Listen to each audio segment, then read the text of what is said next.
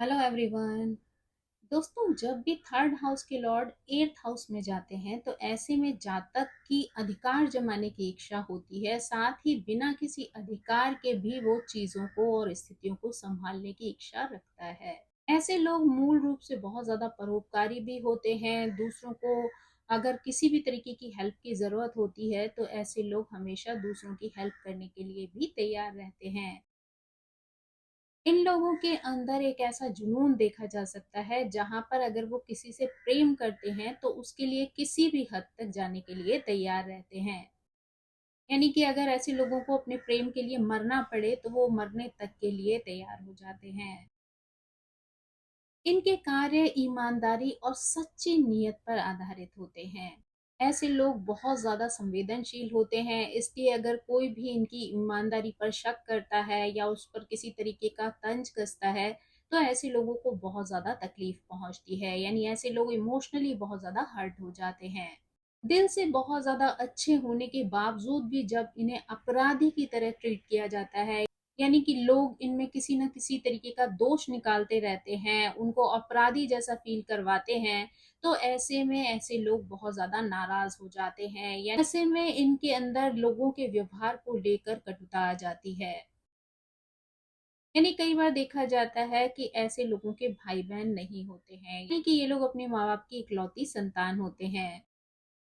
अगर तीसरे भाव का स्वामी कमजोर होता है या पीड़ित होता है तो इनके हाथों में कई बार किसी तरीके की तकलीफ देखी जा सकती है, या फिर जीवन में कई बार इन्हें मृत्यु तुल्य कष्ट का सामना भी करना पड़ता है। लेकिन वहीं पर अगर शुभ ग्रह हो तो वो इनकी स्थिति को पॉजिटिव बना देते हैं, जिससे इनकी आयु बढ़ती है। ऐसा ऐसा स्वामी अपनी पत्नी और बच्चों के लिए भी बहुत ज्यादा लाभकारी होता है। लेकिन तीसरे भाव की अगर महादशा चल रही हो या अंतरदशा चल रही हो तो ऐसे में कई बार इनके छोटे भाई बहन अगर हैं तो उनको कष्ट का सामना करना पड़ता है, यानी स्वास्थ्य संबंधी परेशानियां उनको फेस करनी पड़ सकती हैं। अगर इनकी माता का इंटरेस्ट सट्टे या जुए जैसी चीजों में होता है तो वहां पर इनकी माता को नुकसान हो सकता है। यहाँ पर अगर कोई पॉजिटिव ग्रह होते हैं तो ऐसे में जातक का स्वास्थ्य अच्छा रह सकता है।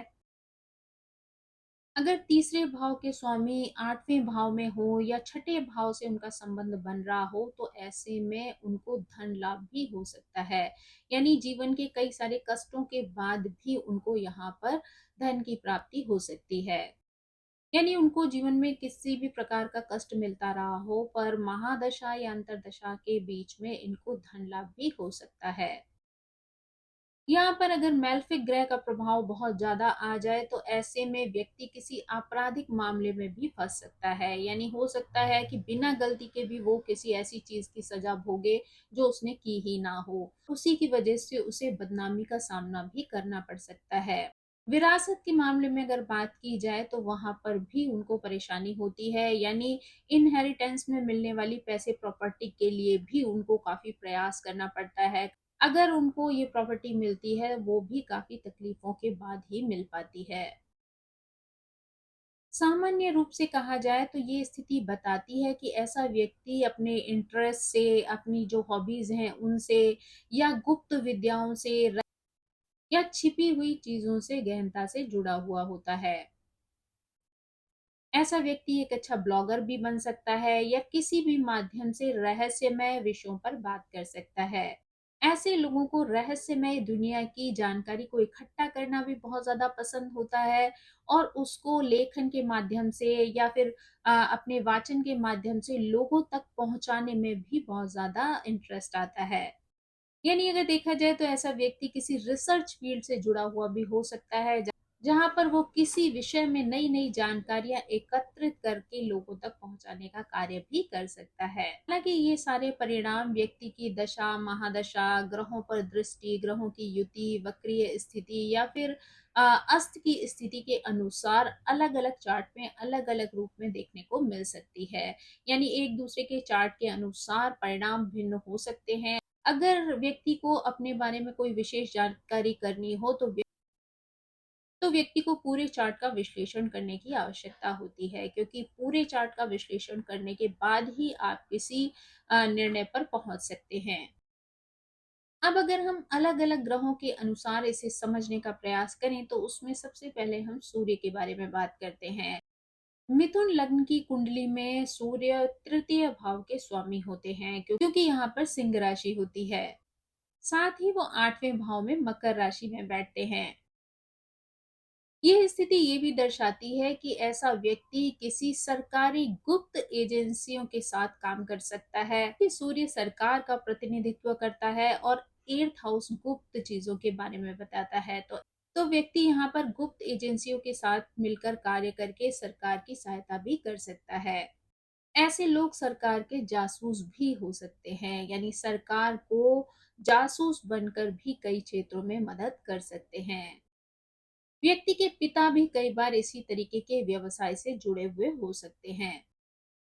ऐसे व्यक्ति के संबंध अपने पिता के साथ सीमित हो सकते हैं या फिर ऐसा व्यक्ति अपने पिता से दूर रह सकता है।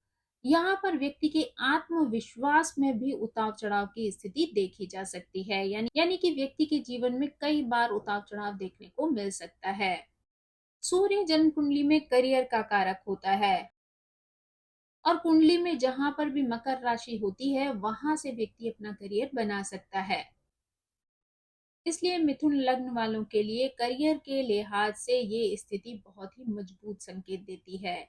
यानी कि व्यक्ति अगर 8वें भाव से जुड़े हुए विषयों को अपना करियर बनाता है तो वहां पर उसको अच्छी सफलता मिलती है। अब अगर हम यहाँ पर चंद्रमा के बारे में बात करें तो यहाँ पर वृषभ लग्न की कुंडली होती है। यहाँ पर चंद्रमा तीसरे भाव के स्वामी होकर, यानी कि जहाँ पर कर्क राशि होती है, 8वें भाव में धनु राशि में बैठते हैं। ये स्थिति ये दिखाती है कि जातक की माता या स्वयं उसका मन जीवन में कई बार उतार चढ़ाव की स्थिति से या अस्थिरता वाली स्थिति से गुजरता है। लेकिन साथ ही ये ऐसी स्थिति को भी दर्शाता है जहां पर कि व्यक्ति गुप्त विद्याओं से, यानी ऑकल्ट साइंस से, या जीवन के उच्च दर्शन पर गहराई से शोध कर सकता है। यानी यहाँ पर व्यक्ति रिसर्च फील्ड में काम करके नाम कमा सकता है। अन्य ग्रहों का सहयोग मिलता है तो ऐसा व्यक्ति एक बहुत बड़ा दार्शनिक भी बन सकता है। साथ ही दार्शनिक विषयों पर लेखन कार्य करके या लोगों को संबोधित करके बहुत सारी जानकारी भी प्रदान कर सकता है। यानी ये एक ऐसी स्थिति को दर्शाता है जहां पर व्यक्ति नेम फेम की प्राप्ति करके धन भी कमा सकता है। यानी अपनी पहचान तो बनाता ही बनाता है, साथ ही लाभ की प्राप्ति भी करता है। ये एक बहुत ही रोचक स्थिति है। यहाँ पर व्यक्ति संकट, आपातकाल या फिर बड़े-बड़े ट्रांसफॉर्मेशन के बाद भी जो उसका दृष्टिकोण होता है वो बहुत ही आशावादी और सकारात्मक हो सकता है। यानी कितने भी जीवन में उतार-चढ़ाव आए, किसी भी तरीके का संकट या आपातकालीन स्थिति आ जाए, लेकिन इसका मोटिवेशन कभी भी कम नहीं होता है। यानी उसके बाद भी ये लोग बहुत ज़्यादा पॉजिटिव बने रहते हैं। इन लोगों को दूसरों की मनोदशा या छिपे हुए उद्देश्यों को समझने की भावनात्मक आवश्यकता भी पड़ती है। ये लोग 8वें भाव से जुड़े हुए विषयों पर दूसरों को चीजें सिखा भी सकते हैं और प्रवचन देकर उनका मार्गदर्शन भी कर सकते हैं। अब अगर हम यहाँ पर मंगल ग्रह के बारे में बात करें तो यहाँ पर मंगल भी अपनी 2 राशियों के माध्यम से 3rd हाउस का लॉर्ड होकर 8th हाउस में बैठता है। जिसमें अगर हम सबसे पहले कन्या लग्न की बात करें तो यहाँ पर मंगल तीसरे और 8वें भाव का स्वामी बनकर 8वें भाव में मेष राशि में बैठता है। मंगल अपनी ही राशि में बैठने के कारण यहाँ पर बहुत ज्यादा मजबूत हो जाता है। यहाँ पर न केवल व्यक्ति को गुप्त विद्याओं में रुचि हो सकती है, बल्कि उनको समझने के लिए कठिन परिश्रम और संघर्ष करने का साहस भी इनके अंदर मौजूद होता है। ये लोग बहुत ज़्यादा साहसी होते हैं और जीवन की कठिन परिस्थितियों से जूझकर निकलने के बावजूद भी ये हमेशा विजेता बनते हैं। यानी कितनी भी कठिन परिस्थितियां इनके जीवन में आ जाएं पर उनसे लड़ने की ताकत इनके अंदर मौजूद होती है और हमेशा उस परिस्थिति से विजेता बनकर ही बाहर निकलते हैं। इनके पास बहुत मजबूत इच्छा शक्ति होती है। मंगल का अपनी ही राशि में मौजूद होना यहाँ पर एक बहुत ही अच्छी स्थिति मानी जा सकती है। ऐसे में व्यक्ति के जीवन में ट्रांसफॉर्मेशन और हीलिंग भी बहुत जल्दी हो जाती है। संकट, आपातकाल या फिर जो ट्रांसफॉर्मेशन वाली सिचुएशंस होती हैं, उस समय पर भी व्यक्ति के अंदर ऊर्जा भर जाती है। यानी ये ऐसा व्यक्ति उस समय ऊर्जावान रहकर अपने कार्यों और अपनी ज़िम्मेदारियों को उठाता है, साथ ही ये ऊर्जा उसके लिए प्रेरणा बनी रहती है। ऐसे लोग बहुत ज़्यादा निडर होते हैं और किसी भी स्थिति के आ जाने पर वो उसका सामना डट कर करते हैं। यानी इनको किसी भी आने वाली परिस्थिति से, समय से, कार्यों से डर नहीं लगता है। यानी इनके अंदर वो ऊर्जा मौजूद होती है जो इन्हें भयहीन रखती है। अब अगर कुंभ लग्न की बात की जाए तो मंगल यहाँ पर तीसरे और 10वें भाव के स्वामी होकर 8वें भाव में कन्या राशि में बैठते हैं। ये स्थिति गुप्त विद्याओं में रुचि को भी दर्शाती है।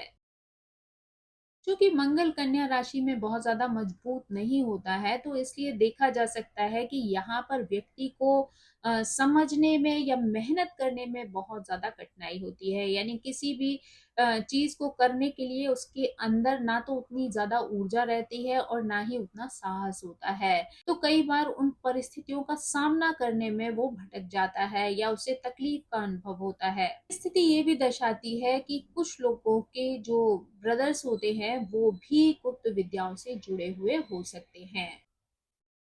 8वें भाव में मंगल कठिन परिस्थितियों के साथ-साथ उनको लड़ने की ताकत भी देता है और स्पेशली अगर किसी पॉजिटिव ग्रह का सपोर्ट मिल जाए तो ये स्थिति स्ट्रांग हो सकती है। इनके जीवन में कई तरीके के उतार-चढ़ाव आते रहते हैं, तो धीरे-धीरे ये उन सब चीज़ों के आदी हो जाते हैं और उन परिस्थितियों से कैसे निकलना है, इस चीज़ की समझ भी इनको आ जाती है। कुंभ लग्न के लिए मंगल तीसरे और 10वें भाव के लॉर्ड बनते हैं, तो यहाँ पर वो करियर, प्रतिष्ठा और उपलब्धियों के बारे में भी बताते हैं। तो इसलिए यहाँ पर व्यक्ति को करियर बनाने में भी मदद मिलती है। ऐसे लोग संकट और परिवर्तन से जल्दी गुजरते हैं, साथ ही जीवन की कठिन पड़ावों के बारे में भी सीखते हैं। 8वें भाव से जुड़े हुए विषय इन्हें ऊर्जा प्रदान करते हैं, साहस प्रदान करते हैं और जीवन में इनकी प्रेरणा बनते हैं। इसलिए अगर ये 8वें भाव से संबंधित विषयों को अपना करियर बनाते हैं, तो उसमें इन्हें अच्छी सफलता मिल सकती है। अब अगर हम बुध ग्रह के बारे में बात करें तो यहाँ पर 2 राशियों के माध्यम से बुध ग्रह 3rd हाउस के लॉर्ड होकर 8th हाउस में बैठते हैं। जिसमें अगर हम सबसे पहले मेष लग्न की बात करें तो बुध यहाँ पर तीसरे और छठे भाव के स्वामी होकर वृश्चिक राशि में बैठते हैं। ये व्यक्ति पूरी तरीके से गुप्त विद्याओं या खासकर ज्योतिष की तरफ अपना झुकाव रख सकता है। यानी ऐसे व्यक्ति को ज्योतिष गुप्त विद्याओं में इंटरेस्ट हो सकता है। उन चीजों को सीख कर उनको अपना करियर बनाने में भी इनकी रुचि हो सकती है। थर्ड हाउस व्यक्ति के इंटरेस्ट और उसके संचार को यानी कम्युनिकेशन को दिखाता है। साथ ही जो बुध है वो आपके ज्योतिष विज्ञान के बारे में बताता है और 8th हाउस गुप्त विद्याओं की जानकारी देता है। तो ऐसे में व्यक्ति एक अच्छा ज्योतिषी भी बन सकता है। ऐसे लोगों को ज्योतिष के बारे में बात करना या उसके ऊपर लिखना बहुत ज़्यादा पसंद होता है। ये ज्योतिष से जुड़े हुए ब्लॉगर भी बन सकते हैं, साथ ही किताबें लिखकर भी ये लोगों तक वो जानकारी पहुंचा सकते हैं। मेष लग्न वालों के लिए बुध क्योंकि तीसरे और छठे भाव के स्वामी होते हैं, तो वो यहाँ पर काम और कर्तव्य को भी बताते हैं। इसलिए ये लोग 8th हाउस से संबंधित विषयों पर भी कार्य करने की कुशलता रखते हैं। यानी 8th हाउस से संबंधित कार्य कर सकते हैं, यानी कि वो एक अच्छे जासूस बन सकते हैं, जांचकर्ता बन सकते हैं, रिसर्च के फील्ड में भी जा सकते हैं और लोगों को समझने की अच्छी परख भी रखते हैं। लेकिन विषयों पर बहुत ज़्यादा जानकारी रखने की उत्सुकता की वजह से कई बार इनके मन में चीज़ों को लेकर डाउट्स बने रहते हैं। यानी जो भी कुछ ये पढ़ रहे हैं, लिख रहे हैं, कर रहे हैं, उसमें हमेशा किसी न किसी तरीके के प्रश्न इनके अंदर खड़े होते हैं कि जो भी व्यक्ति कभी सेटिस्फाई नहीं होता है, ऐसा ही व्यक्ति रिसर्च के क्षेत्र में अच्छा काम कर सकता है क्योंकि नई-नई चीज़ों को खोजने की जो इच्छा है, वो इनके अंदर हमेशा बनी रहती है। अब अगर यहाँ पर हम कर्क लग्न की बात करें तो यहाँ पर बुध तीसरे और 12वें भाव के स्वामी होकर 8वें भाव में बैठते हैं, जहाँ पर कि कुंभ राशि होती है। क्योंकि बदलने से भी बहुत सारी चीजें बदल सकती हैं। कुंभ राशि बड़ी संस्थाओं और बड़े समूहों की राशि है कि ये लोग किसी बड़ी संस्था या किसी रिसर्च के क्षेत्र से जुड़कर भी कार्य कर सकते हैं। इनके कार्य में संचार का महत्वपूर्ण स्थान होता है, यानी कम्युनिकेशन की बहुत ज्यादा इम्पोर्टेंस होती है। ये एक अच्छे वैज्ञानिक बन सकते हैं, विज्ञान या तकनीकी के क्षेत्र से जुड़कर भी कोई बड़ा रिसर्च कर सकते हैं। ये ज़्यादातर इस तरीके के कार्यों में संलग्न होते हैं, जो बहुत सारे लोगों के लिए लाभ लेकर आता है। यानी ये सिर्फ़ अपने बारे में नहीं सोचते हैं, बल्कि ऐसे कार्यों को करने की कोशिश कर सकते हैं, जिसका लाभ ज़्यादा से ज़्यादा लोग उठा सकें, जो चीज़ें समाज के काम में आ सकें। यदि ये लोग 8वें भाव से जुड़े हुए क्षेत्रों में कार्य करते हैं, किसी गुप्त विद्या पर काम करते हैं, ज्योतिष के क्षेत्र में कार्य करते हैं, रिसर्च फील्ड में कार्य करते हैं, तो उनको वहाँ पर अच्छी सफलता मिल सकती है। यानी इन क्षेत्रों के माध्यम से ये नेम, फेम और मनी कमा सकते हैं। अगर ऐसे लोग हीलिंग के क्षेत्र में जाना चाहें तो वहाँ पर भी इनको अच्छी सफलता मिल सकती है, क्योंकि ये बहुत अच्छी तरीके से लोगों के मन को पढ़ना जानते हैं और लोगों को समझकर उनको उनकी परेशानियों से निकलने में भी अच्छी मदद कर सकते हैं। यानी कहा जाए तो उनकी परेशानियों का निवारण तो करते ही करते हैं, साथ ही उनको एक अच्छा मार्गदर्शन भी दे सकते हैं। अब अगर शुक्र ग्रह के बारे में बात करें तो यहाँ पर शुक्र ग्रह भी अपनी 2 राशियों के माध्यम से 3rd हाउस के लॉर्ड होकर 8th हाउस में बैठते हैं। सबसे पहले अगर सिंह लग्न की बात की जाए तो सिंह लग्न में शुक्र तीसरे और 10वें भाव के स्वामी बनते हैं और 8वें भाव में मीन राशि में बैठते हैं। यहाँ पर भी वो उच्च के हो जाते हैं। ये स्थिति थोड़ी-सी बेहतर हो सकती है, क्योंकि यहाँ पर शुक्र उच्च के हैं। ये स्थिति व्यक्ति को गुप्त विद्याओं और आध्यात्मिक क्षेत्र से जोड़ सकती है। ऐसे लोगों के अंदर बहुत ज़्यादा तीव्रता भी देखी जा सकती है।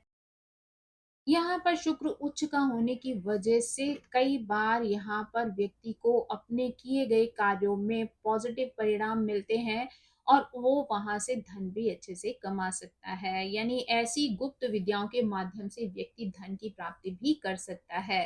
ऐसे व्यक्ति के अंदर कलात्मकता भी देखी जा सकती है।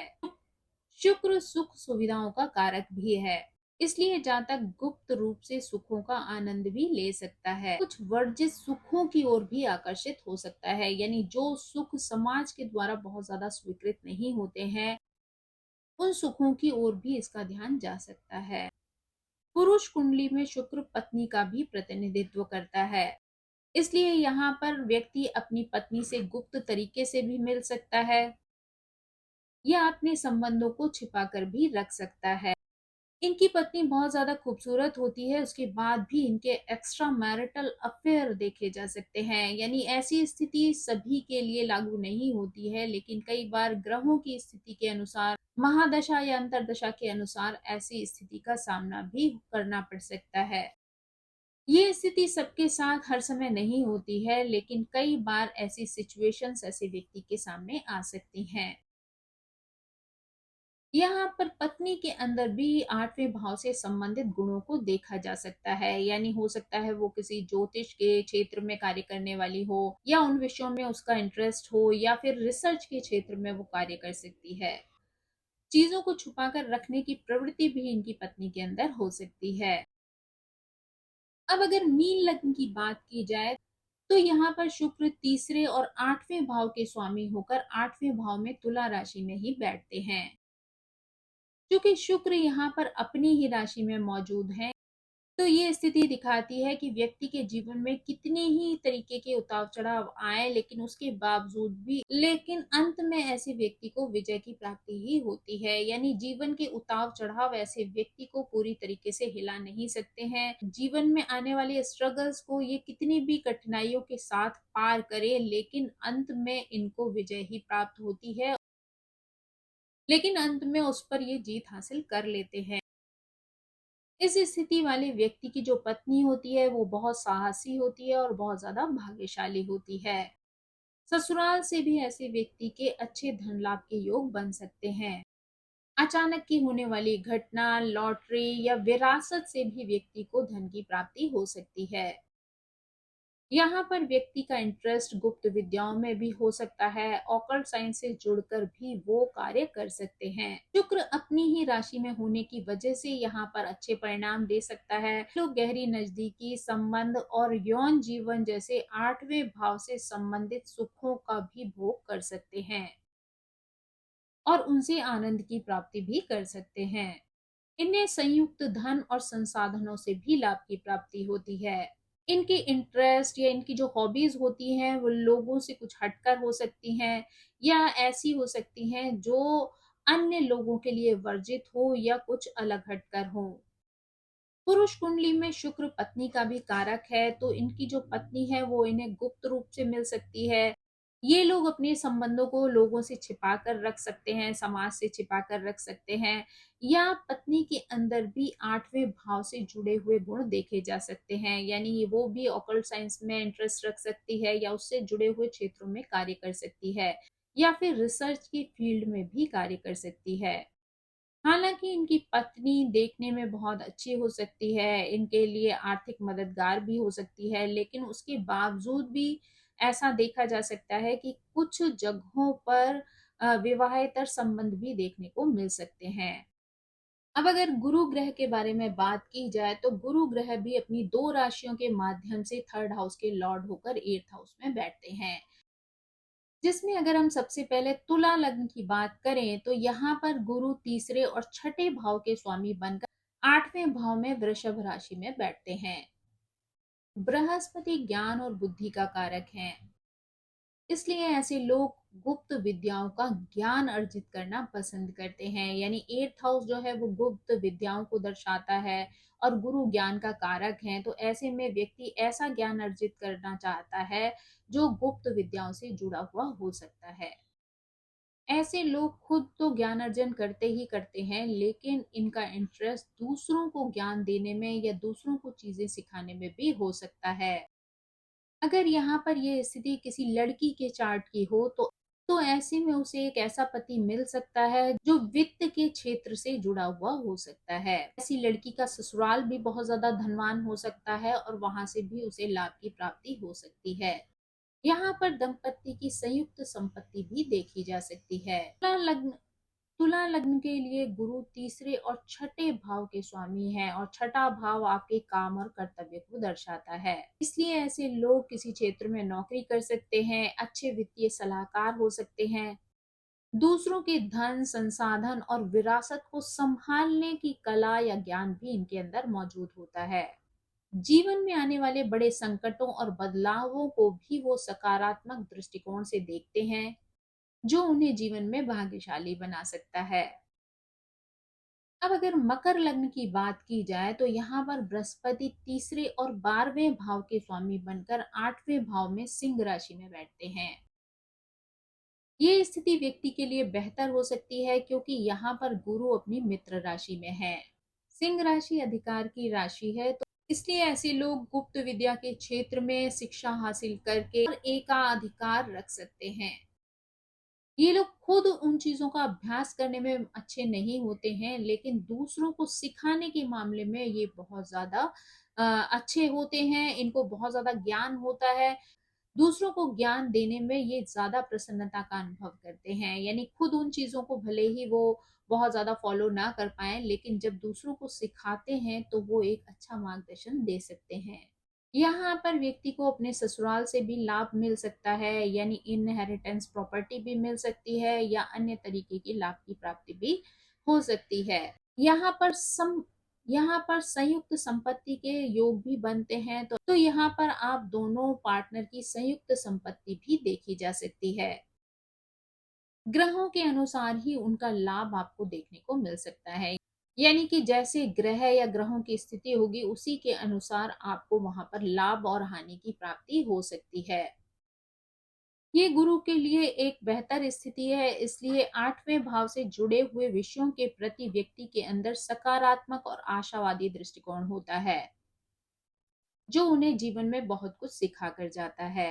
मकर लग्न वालों के लिए गुरु 12वें भाव के स्वामी भी बनते हैं, इसलिए ये संकट और मानसिक आघात को भी दर्शाते हैं, लेकिन साथ ही उनको कम करने में भी मदद करते हैं। अब अगर हम यहाँ पर शनि ग्रह के बारे में बात करें, तो वृश्चिक और धनु लग्न के माध्यम से शनि तीसरे भाव के स्वामी होकर 8वें भाव में बैठते हैं। शुरुआत में यहाँ पर व्यक्ति के संबंध अपनी ससुराल वालों के साथ बहुत अच्छे नहीं होते हैं, लेकिन समय के साथ साथ ये चीजें सुधरती हैं। जीवन के शुरुआती हिस्से में व्यक्ति को गुप्त विद्याओं में इंटरेस्ट महसूस नहीं होता है, यानी बहुत ज़्यादा कोई जुड़ाव वाली स्थिति नहीं होती है, और ज्योतिष जैसे विषयों को समझने के लिए भी इन लोगों को कड़ी मेहनत करनी पड़ती है।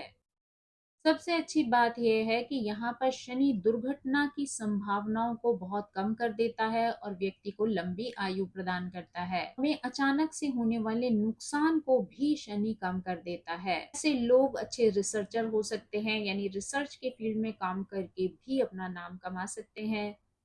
ज्यादातर जो अच्छे परिणाम होते हैं वो 30 वर्ष की आयु के बाद ही देखने को मिल सकते हैं। वृश्चिक लग्न वालों के लिए मिथुन राशि में शनि की स्थिति अच्छी मानी जाती है। कुंडली में जहां पर भी शनि होते हैं, व्यक्ति वहां पर अपना करियर बना सकता है।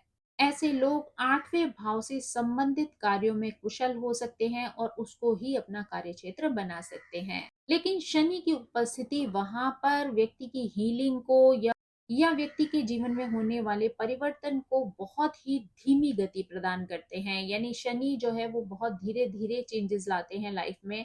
तो जीवन में व्यक्ति को जो चीजें प्राप्त होती हैं उसमें बहुत ज्यादा धैर्य की आवश्यकता पड़ती है।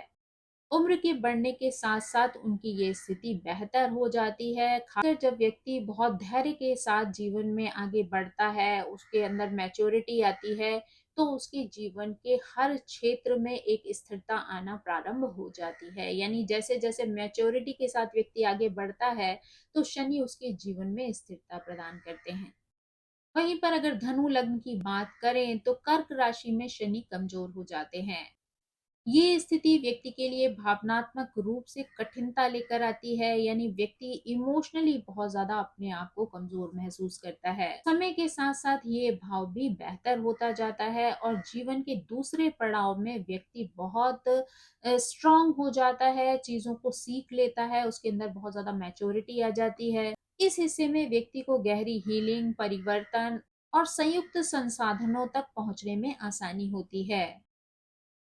अगर निष्कर्ष के रूप में कहा जाए तो तीसरे भाव के स्वामी जब 8वें भाव में होते हैं या छठे भाव से किसी भी प्रकार का संबंध रखते हैं, तो उस महादशा या अंतरदशा में व्यक्ति को अच्छे आर्थिक लाभ की प्राप्ति हो सकती है। यहाँ पर व्यक्ति बिना गलती के भी कई बार आपराधिक मामलों में फंस सकता है, साथ ही उसको बदनामी का सामना भी करना पड़ सकता है, यानी उस पर झूठे आरोप भी लग सकते हैं, जिसकी वजह से उसको हानि पहुंचती है। जब तीसरे भाव के स्वामी किसी कमजोर या पीड़ित अवस्था में होते हैं, तो व्यक्ति को हाथों में किसी प्रकार की तकलीफ रह सकती है या उसे मृत्यु तुल्य कष्ट का सामना भी करना पड़ सकता है। थर्ड हाउस के लॉर्ड जब शक्तिशाली होते हैं, मजबूत स्थिति में होते हैं, तो वो व्यक्ति की आयु को बढ़ाते हैं। ऐसा व्यक्ति अपनी पत्नी या बच्चों के लिए भी बहुत ज्यादा लाभकारी हो सकता है। इसीलिए हर चार्ट में थर्ड हाउस के लॉर्ड के 8th हाउस में होने पर भी अलग अलग व्यक्ति को अलग अलग स्थितियों की वजह से अलग अलग परिणाम देखने को मिल सकते हैं। आई होप ये जानकारी आपको पसंद आई होगी। Thank you so much. मेरी आप सभी से रिक्वेस्ट है कि प्लीज मेरे चैनल को सब्सक्राइब करें, लाइक करें, शेयर करें और कमेंट करके इसी तरह मुझे प्रेरित करते रहें। So thank you so much. Bye bye.